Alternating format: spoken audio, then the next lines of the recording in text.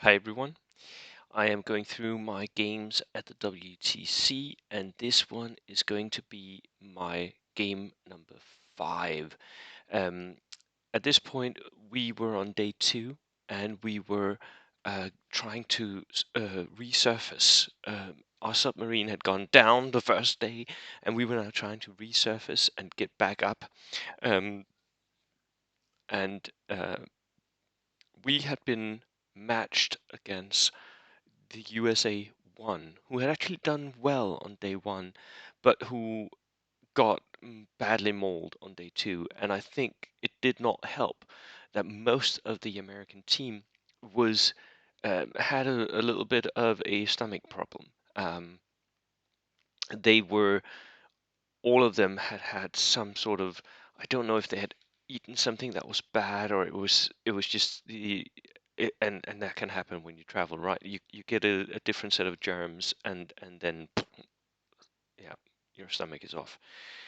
So they were all of them slightly pressured on day 2 at least, and and we match up with them, and um, John Ross, their captain, and we have a very nice chat. I've featured him on my channel before. He's an all-round nice guy, and and we do the matchups, and I absolutely get the matches that I want.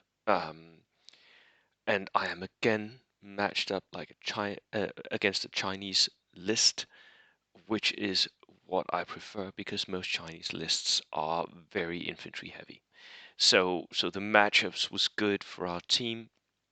We had just come out of our match against the Irish, in which we had absolutely mauled the team. We had was that 4 wins or something like that. So and we were already feeling like everyone was hyped, everyone was flying. The games we were just yeah, let's get back in the game right now. So my opponent was Phil, who had brought not Chinese communists, Chinese nationalists, and they were absolutely wonderful models. His models, they were really nicely painted. They were um, they were from a manufacturer. I can't remember. They were not like the standard Warlord Games type of stuff. Were they Great Escape games? I can't remember. Phil, if you're watching this, could you please let us know and maybe even see if you can post a picture of your models because they were really good. Um, but he had brought what you always see in Chinese nationalist lists: big sword veterans, like a huge unit of those. And that I was actually afraid of because that is one thing that my Gurkhas cannot take on. They cannot take fanatic, um, tough fighter veterans. Nothing really can.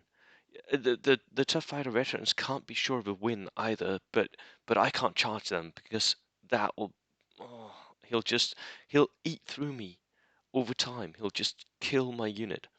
Um, and he had suiciders as well, and then he had a lot of infantry that was just skirmish type infantry. Many of the Americans did have units that could skirmish. Um, and then he had a tank. Can't remember what that's called, but an armored car. Go and watch the list breakdown in those videos. I've already done those with Alistair and with Russell. And I've course had brought my 3 Stewards, 3 Gurkhas, Indians, and Darker Jeeps. Now we were playing Heartbreak Ridge. Um, Heartbreak Ridge has a tendency to turn into a draw, um, and and I think it did for quite a lot of players on the day. So, and this is one game where there was actually a picture taken of me. So I'm sitting here, and this is in the early phases of the game. You can actually see Phil has set up his forward deployers. He set up a what was this?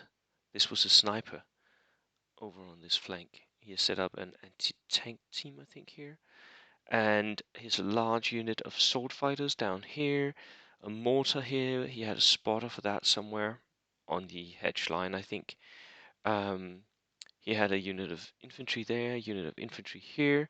He had a suicider pushed up into this ruin here, and he had a unit of his um, skirmishers here. I had set up my Gurkhas, um, Gurkha unit over here, and that unit was set up to lure him to do something, but I'll get back to that in the plan. I had a Gurkha unit here. You can see I've got an objective down there. The second objective was here, right? So on this map, right? So Phil gets this edge. He chooses the edge, by the way. We have an objective here, right here in this piece of rough ground behind the house. We had two houses, two ruins. There, and then we had one down here, which I placed. I wanted them to be as close together as possible because for my Gurkhas, having the objective speed just on the edge of 12 inches is perfect because that means I can charge from one objective to the other. The last objective was set up down here in hard cover by Phil himself, and that was the lineup. Phil sets up his. We ruled, by the way, that you couldn't see through the hedges. They were quite tall hedges, taller than our dudes, so you can see through them if you were up against them.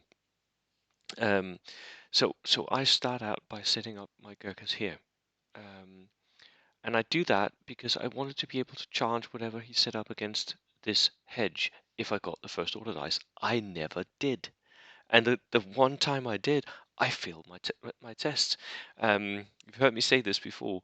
I've really missed having up and Adam for my Gurkhas.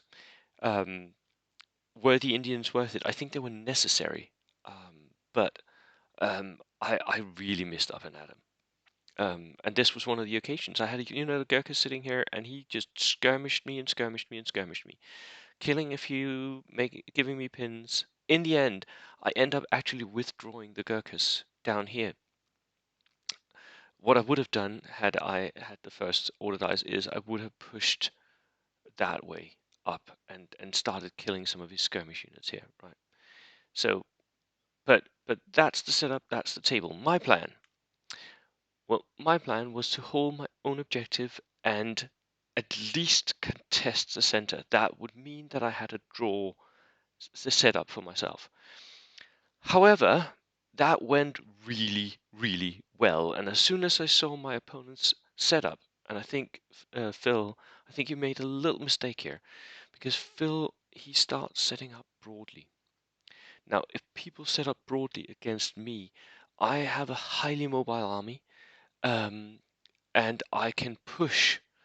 That meant that as soon as I saw him do that, I knew I was going to push all three objectives and see if I could get myself the win by pushing him off of at least one more objective than my own.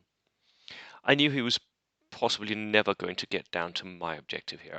I had two Gurkha units there, and I had and all my Dhaka assets, all my tanks and all that came in behind these houses, so I had them in line of sight, blocking cover or hard cover at least, um, just to make sure that he couldn't really damage me. Um,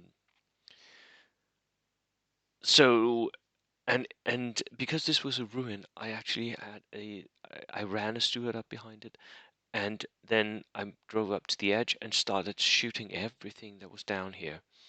And I also had my artillery observer plink down his artillery barrage down here, and simply pin down everything. And as soon as everything was pinned, um, in this area, and the suiciders who were there were pinned as well, I pushed the steward up and I started killing units. And I pushed the Indians up, and I pushed a unit of Gurkhas that way as well. So everything was moving in that direction.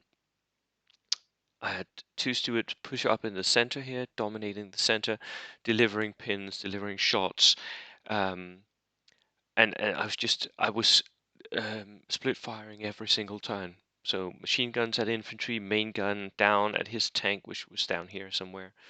Um, my Gurkhas, of course, move on to the objective up here, and I clear out the house. He makes a quite good counterpunch to that Gurkha unit.